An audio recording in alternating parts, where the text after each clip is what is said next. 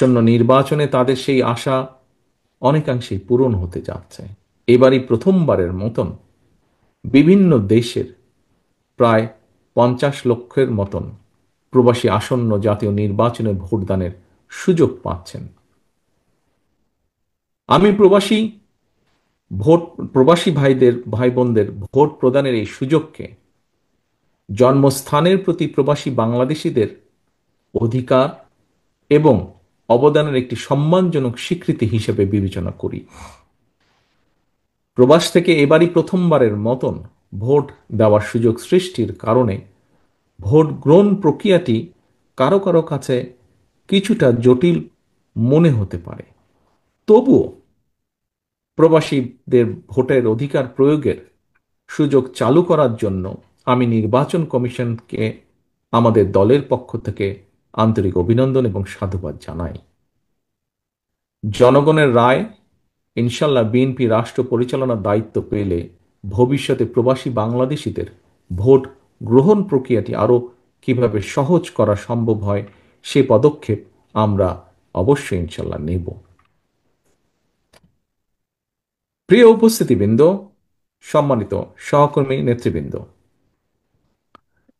আমি একটি বিষয় এই মুহূর্তে আপনাদের সামনে একটি উল্লেখ করতে চাই, যদিও হয়তোবা এই বিষয়টি আজকের সামগ্রিক অনুষ্ঠানের সাথে হয়তো সম্পূর্ণ সামঞ্জস্যপূর্ণ নয়। তবে একজন মায়ের সন্তান হিসাবে, একজন নারীর স্বামী হিসাবে, একজন কন্যা সন্তানের পিতা হিসাবে সেই দৃষ্টিকোণ থেকে একটি বিষয় আপনাদের সামনে আমি উল্লেখ করতে চাই আজকের এই অনুষ্ঠানে। প্রিয় সকল উপস্থিতিবৃন্দ, দেশে এবং বিদেশে আমাদের জনসংখ্যার প্রায় অর্ধেক নারী, অথচ নারীদের নিরাপত্তার ব্যাপারে রাষ্ট্র এবং সমাজের উদাসীনতা ইদানিং মনে হয় একটু প্রকট হয়ে উঠছে, অথবা কোথায় জানি কি একটা সন্দেহ দোলা দিয়ে উঠছে। আমি গতকালকের একটি পত্রিকায় একটি নিউজ প্রকাশিত হয়েছে, একটি রিপোর্ট প্রকাশিত হয়েছে। সেই রিপোর্টে দেখলাম গত অগস্ট মাসে সারা দেশে 93 জন নারী ধর্ষণের শিকার হয়েছেন। গণধর্ষণের ঘটনা ঘটেছে 14টি। এর মধ্যে এর ভেতর 7 জনকে ধর্ষণের পরে হত্যা করা হয়েছে। আর এই সময়ের মধ্যে 98 জন নারী হত্যার শিকার হয়েছেন। নারী এবং শিশুদের জন্য নিরাপত্তাহীন সমাজ নিশ্চয়ই সভ্য সমাজ হিসাবে গণ্য হতে পারে না। আমি শুধু বাংলাদেশ জাতীয়তাবাদী দলের মহিলা দল নয়, মহিলা দল সহ বাংলাদেশের সচেতন নারী সমাজ সহ সকল মানুষকে দৃষ্টি আকর্ষণ করে বলতে চাই, আপনারা যার যার অবস্থান থেকে আমাদের কন্যা মা বোনদের সঙ্গে কথা বলুন, তাদের সমস্যাগুলো নিয়ে এলাকা ভিত্তিক প্রস্তাব তৈরি করুন, চিন্তা ভাবনা করুন। নারীদের নিরাপত্তা নিশ্চিত করার বিষয়ে রাষ্ট্র অবশ্যই উদাসীন থাকতে পারে না। সরকার এবং প্রশাসন অবশ্যই ভূমিকা রাখা প্রয়োজন এখানে। কিন্তু এর পাশাপাশি একটি রাজনৈতিক দল হিসাবে, রাজনৈতিক দলের কর্মী হিসাবে আমাদেরও দায়িত্ব আজ নারীদের জন্য নিরাপদ সমাজ গঠনে আমাদের যে কোনো অবস্থান বা ভূমিকা রাখা।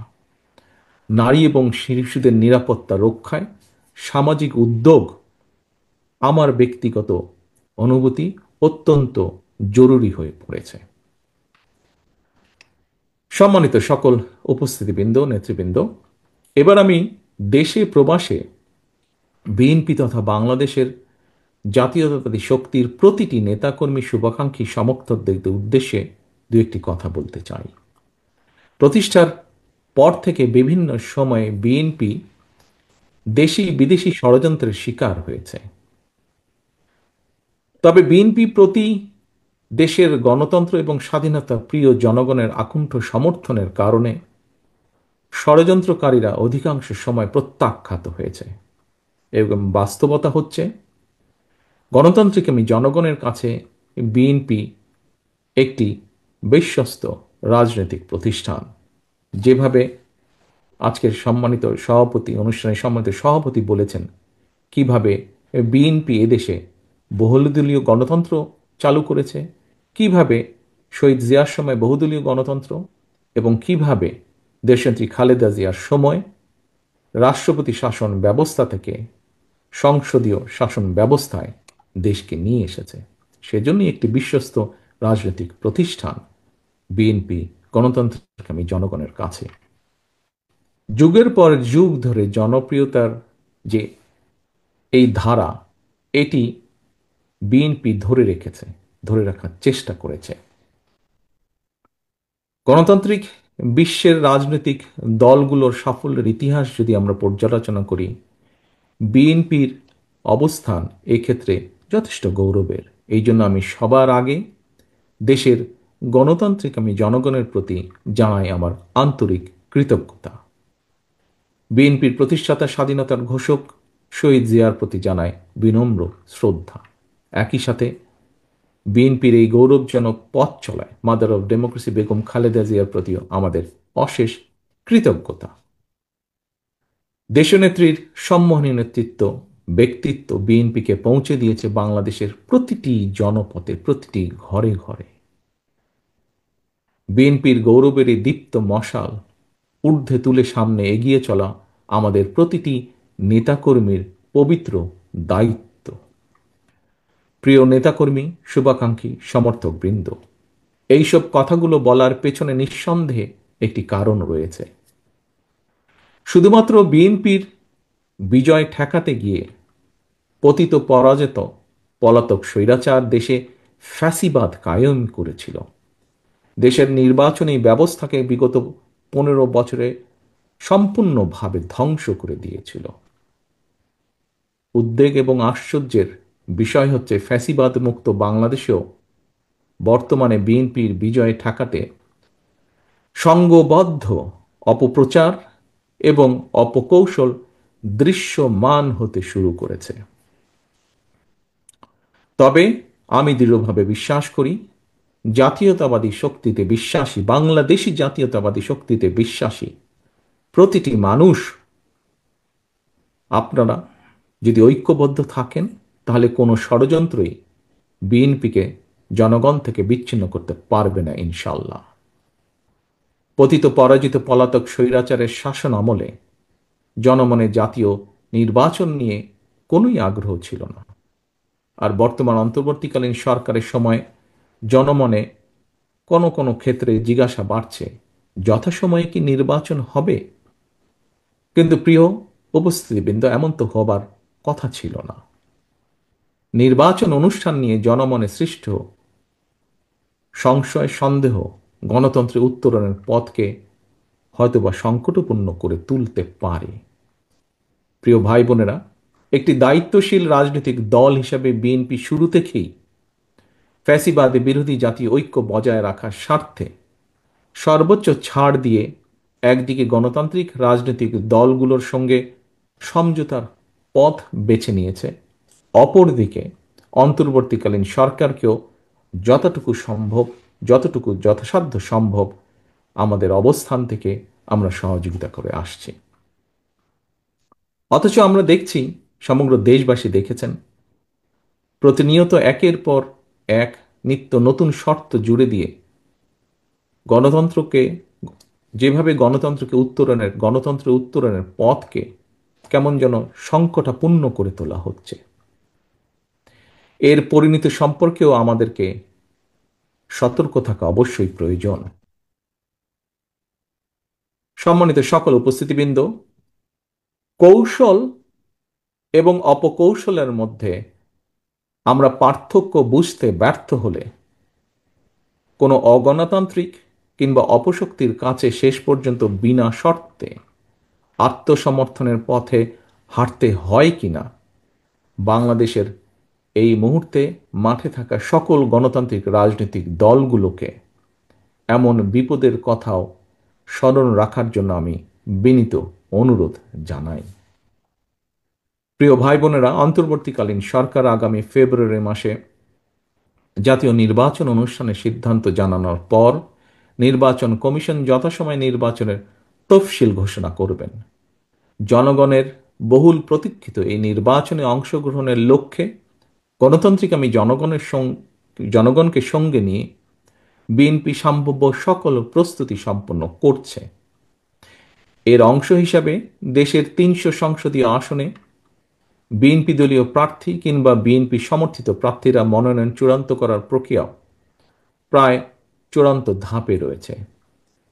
জনসমর্থিত এবং জনপ্রিয় দল হওয়ার কারণে প্রতিটি নির্বাচনী আসনে বিএনপির একাধিক যোগ্য প্রার্থী মনোনয়ন প্রত্যাশা করছেন, করাটাই স্বাভাবিক। একটি রাজনৈতিক দলের জন্য এটি অবশ্যই গৌরব এবং সম্মানের। দেশের প্রতিটি সংসদীয় আসনে বিএনপির একাধিক যোগ্য এবং জনপ্রিয় প্রার্থী থাকা সত্ত্বেও প্রত্যেককে প্রতিটি মানুষকে নিশ্চয়ই মনোনয়ন দেওয়া সম্ভব নয়। ভিন্ন রাজনৈতিক দলের যারা ফ্যাসিবাদ বিরোধী আন্দোলনে আমাদের সঙ্গে রাজপথের সঙ্গী ছিলেন, এমন প্রার্থীকেও বিএনপি সমর্থন দেওয়ার সিদ্ধান্ত নিয়েছে। এই বাস্তবতার কারণে হয়তো কিছু সংসদীয় আসনে বিএনপি দলীয় প্রার্থী মনোনয়ন বঞ্চিত হবেন। বিএনপির সর্বস্তরের নেতাকর্মী সমর্থকদের কাছে আমাদের প্রত্যাশা, দেশ এবং জনগণের বৃহত্তর স্বার্থে, গণতন্ত্রের স্বার্থে আপনারা এই বাস্তবতাটিকে মেনে নেবেন দয়া করে।